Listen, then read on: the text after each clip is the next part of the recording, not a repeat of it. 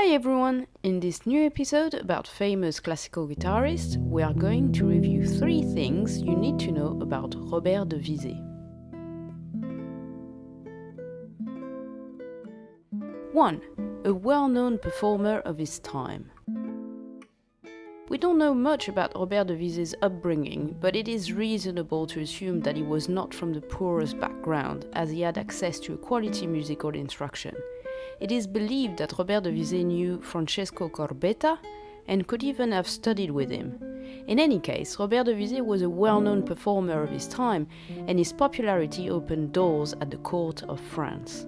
He was accepted by the King Louis XIV as a court musician around the age of 25 in 1680.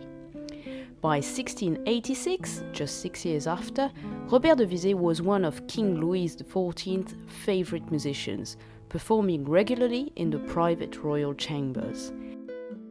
2. A guitar master of the king. As we've seen in the first part, Robert de Visée played at court for the king, but without an official title, there was no job security. In 1709, he was appointed Royal Chamber Singer, his first official title at court. 10 years later, in 1719, he was named Guitar Master of the King, Maître de Guitare du Roi.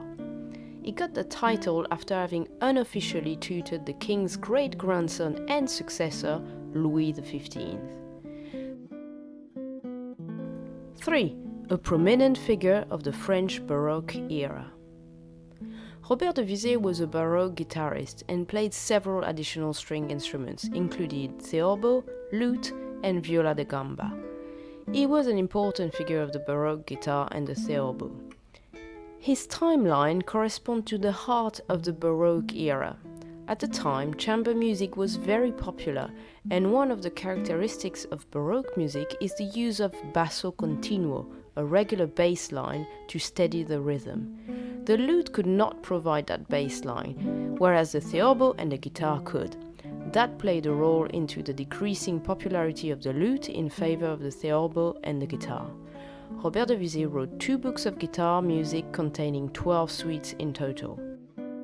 Emilio Pujol sparked a revival of interest in the French composer by working on transcribing some of his work for the modern classical guitar. That is how the suite in D minor transcription got published in 1928, leading the way for other transcriptions to come.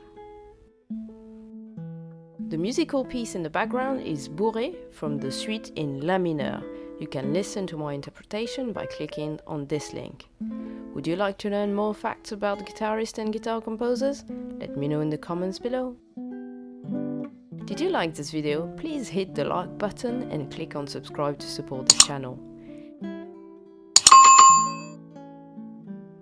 And if you want to be a super support, I invite you to become one of my Patreon sponsors. You'll find the link in the description below so you can learn more about how you can make a difference. Thanks in advance. See ya!